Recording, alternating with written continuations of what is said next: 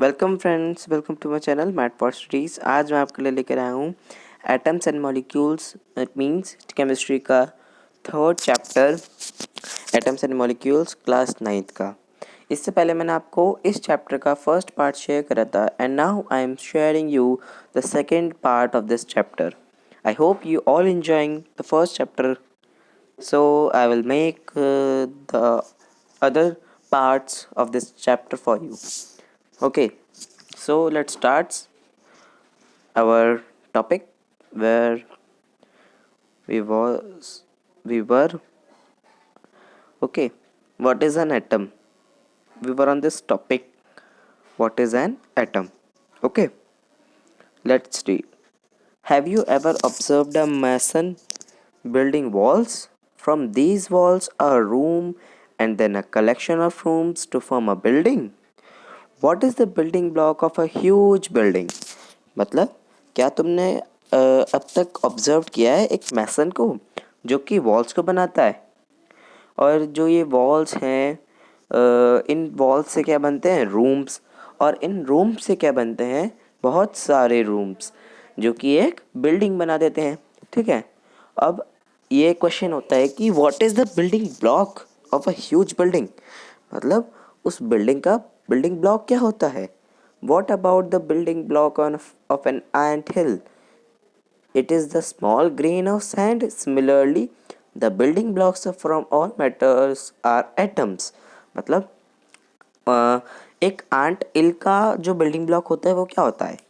एक ग्रेन का दाना, मतलब स्मॉल ग्रेन ऑफ सैंड, एक सैंड का छोटा सा दाना।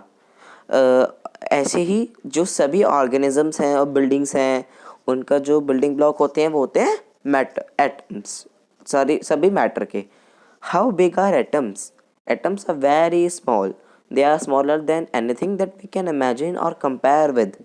मतलब एटम्स का साइज़ क्या होता है? वो बहुत छोटे होते हैं, वो इससे भी ज़्यादा छोटे होते हैं जहाँ तक हम सोच सकते हैं। मतलब जहाँ तक हम सोच भी नहीं सकते वो उससे भी छोटे होते हैं। More than millions of atoms when stacked would make a layer barely as thick as this sheet of a paper. मतलब बहुत सारे मिलियन ऑफ एटम्स अगर एक साथ जुड़ेंगे तो वो एक लेयर बनाएंगे जो कि किसके जितनी थिक होगी? एक शीट ऑफ पेपर की जितनी थिक होगी। Atomic radius is measured in nanometers. Now, what is nanometers? Nanometers is a very important unit. It is one very important unit. This can be asked in your exam, and this is a relation. 1 by 9 meter is equals to 1 nanometer. मतलब 1 by 9 metre में 1 nanometre होते हैं। ठीक है, और 1 metre में 10⁻⁹ होते हैं, नैनोमीटर होते हैं। So you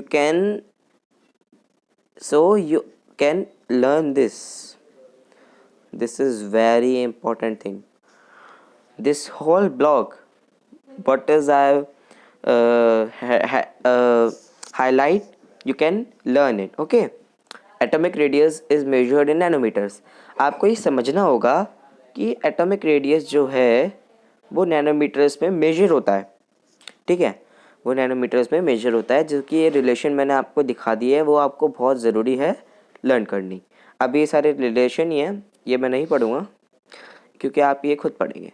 okay, we might think that if atoms are so small, so insignificant in size, why should we care about them?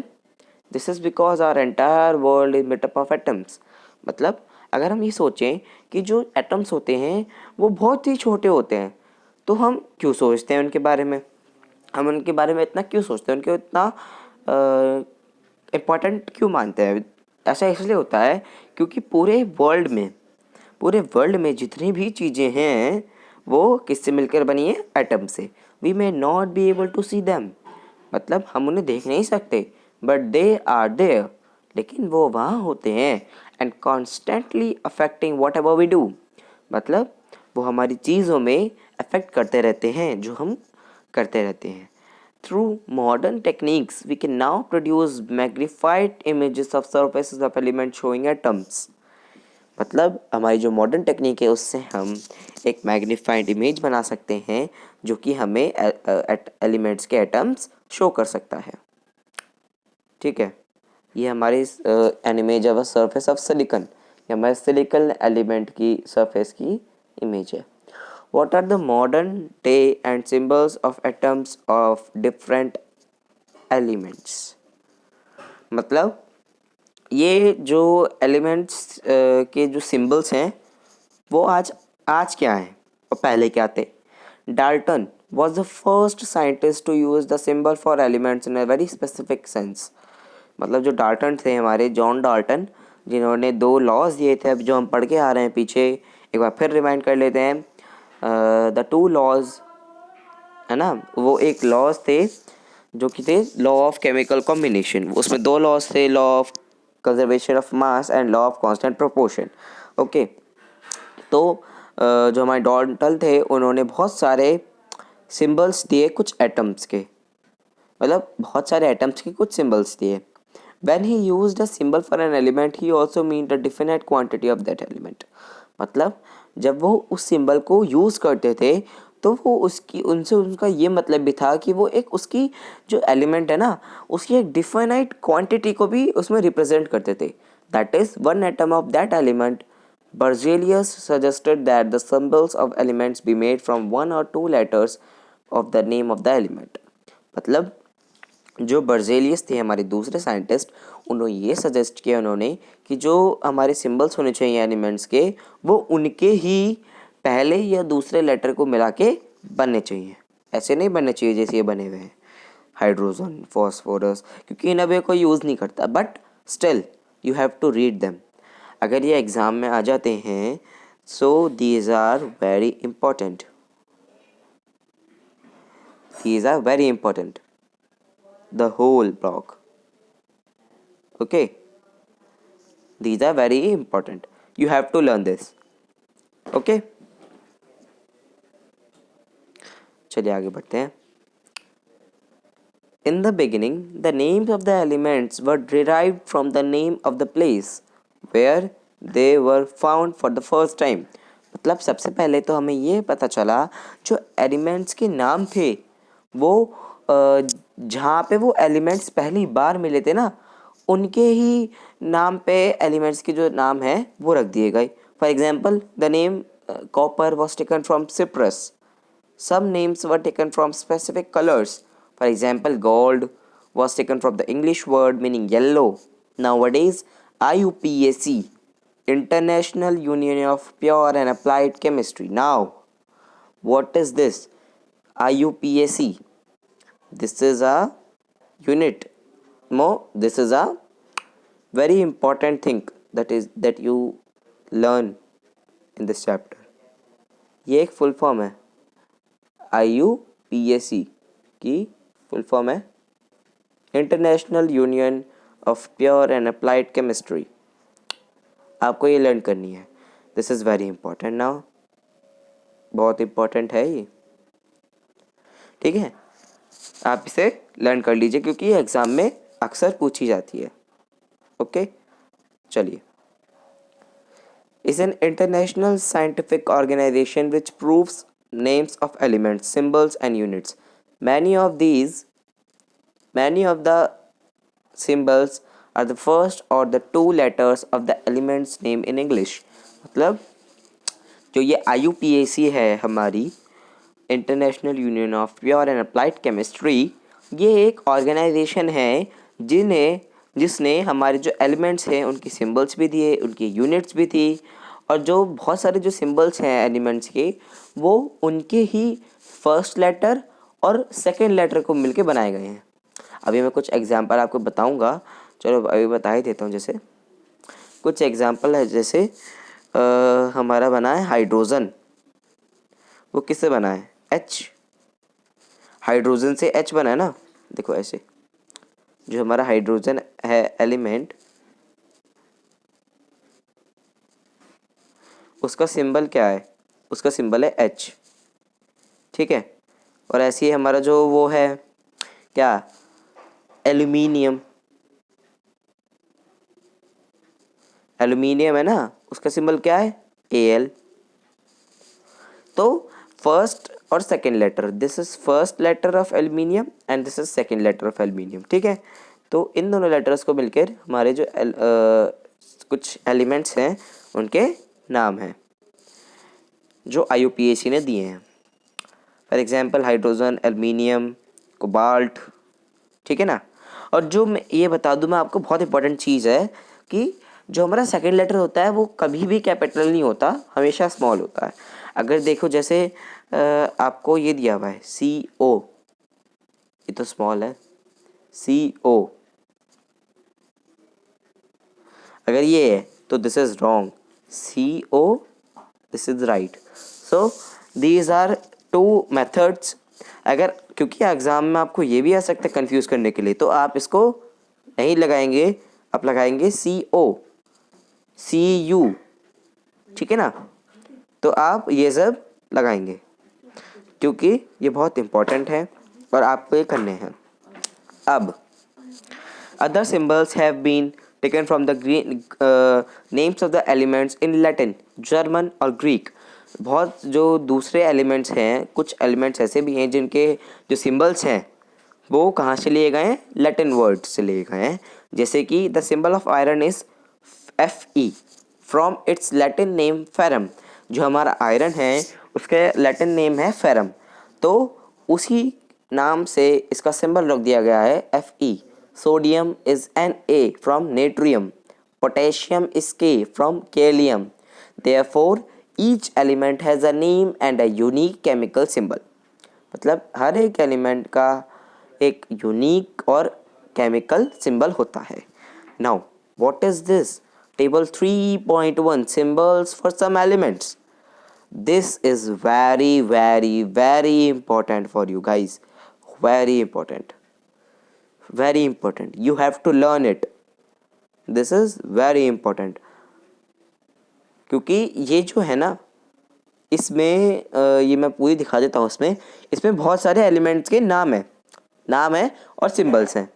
तो जो अगर आपको सिंबल्स याद हो जाएंगे तो बहुत इजी होगा आपको उस एलिमेंट के बारे में जानना, ठीक है ना। तो आपको सिंबल्स लर्न तो करने ही होंगे, ठीक है ना। यहाँ पे आई थिंक 23 हैं, आई डोंट, मैंने इन्हें गिने नहीं है, आई थिंक मस्ट बी, तो मे बी, तो ये हो सकते हैं 23, ठीक है ना। तो आपको ये सब लर्न करने बहुत ज़रूरी है फ्रेंड्स, बहुत ज़रूरी है। चलिए आगे चलते हैं। Passage of the time and repeated usage, you will automatically to be able to present the symbols. Atomic mass. Now, what is this atomic mass? Atomic mass क्या होता है? अब ये हम इस टॉपिक में पढ़ने जा रहे हैं। ओके फ्रेंड्स, सो देखते हैं क्या होता है हमारा atomic mass. The most remarkable concept that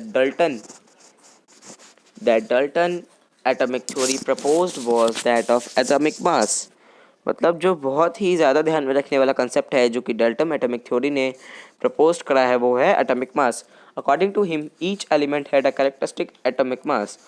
the theory could explain the law of constant proportion so well that scientists were prompted to measure the atomic mass of an atom।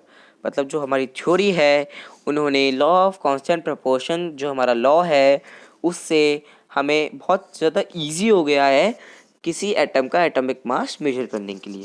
Since determining the mass of an individual atom was a relatively difficult task, relative atomic masses were determined using the laws of chemical combination and the compounds formed।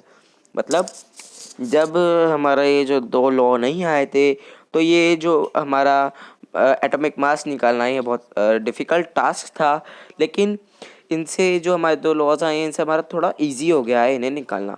Late us take the example of a compound carbon monoxide formed by carbon and oxygen. मतलब एक हम compound लेते हैं carbon monoxide, carbon monoxide. तो monoxide इसलिए क्योंकि इसमें एक ही एटम है ऑक्सीजन का, ये आप आगे पढ़ोगे, इसमें एक एटम कार्बन का और एक एटम ऑक्सीजन का, ठीक है ना। ओके, तो ये जो हमारा कार्बन मोनोऑक्साइड है इसमें दो एलिमेंट हैं, एक तो कार्बन है और एक ऑक्सीजन है। It was observed experimentally that 3 gram of carbon combines with 4 gram of oxygen to form CO। ये हम अपने उसमें पढ़ चुके हैं। कौन सा लॉ था हमारा? लॉ ऑफ कांस्टेंट प्रोपोर्शन की जो हमारा लॉ ऑफ कांस्टेंट प्रोपोर्शन है उसमें हमेशा ही जो हमारा जो कंपाउंड फॉर्म होगा उसमें एलिमेंट्स का रेशियो फिक्स होगा, ठीक है ना। तो इसमें कार्बन जो मोनोऑक्साइड है इसमें 3 ग्राम ऑफ कार्बन होता है और 4 ग्राम ऑफ ऑक्सीजन होता है। In other words carbon combines with 4/3 times of its mass of its oxygen. Suppose we define the atomic mass unit earlier abbreviated as AMU. Now what is AMU? AMU, atomic mass unit. The full form of this AMU is atomic mass unit. Okay, what is atomic mass unit? मैं आपको लिख देता हूँ atomic mass unit, ठीक है ना। तो इस AMU की ये फुल फॉर्म है, अगर आपको पूछी जाए तो आप लिख सकते हैं, ठीक है ना। तो अब चलते हैं हम आगे, कहाँ पे आगे हमारा जो टॉपिक है। तो ये जो हमारा टॉपिक था एटॉमिक मास, ये मैंने आपको बता दिया कि एटॉमिक मास वो ही होता है। एक्चुअली ये एटॉमिक मास की एक जो सिंपल डेफिनेशन है ना वो मैं आपको बता रहा हूँ। इसमें मैं आपको मार्क करके बता रहा हूँ कि क्या सिंपल डेफिनेशन है एटॉमिक मास की। एक्चुअली में it is the sum of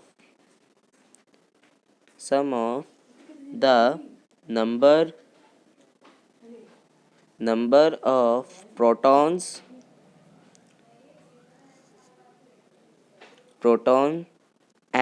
plus number नहीं प्लस सम तो आ गया ना हमारा।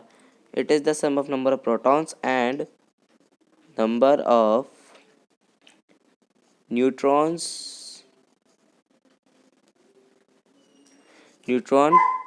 प्रेजेंट इन अ किसमें? Nucleus of atom. न्यूक्लियस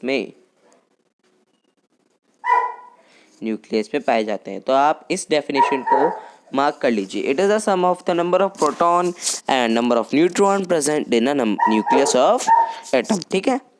तो इस डेफिनेशन को मार्क कर लीजिए आप जितना जल्दी हो सके, क्योंकि मैं अब वीडियो ख़त्म करने जा रहा हूँ फ्रेंड्स। ओके, तो अब ये वीडियो मैं एंड करने जा रहा हूँ। आज मैंने आपको जितना भी कुछ बताया आप उसे लर्न कर लीजिए, रिवाइज कर लीजिए, जो कि क्योंकि आपके बहुत काम आएगा। व्हाट इज़ एन एटम, मैंने आपको सिंबल बताए, एटॉमिक मास बताया, because these are very important thing and they take time to explain. ये बहुत इंपॉर्टेंट है और ये टाइम लेती हैं एक्सप्लेन करने में। तो थोड़ा ज़्यादा लंबी वीडियो हो जाएगी, तो इसलिए मैं बना ही नहीं रहा हूँ। मैं अगले पार्ट में आपको ये सब सिखाऊंगा। Okay, that's all for today. I will meet you in the next video with my next topic, the part 3rd of this atoms and molecules chapter. Till then you have to read what I have studied you. Okay, so tata, bye bye.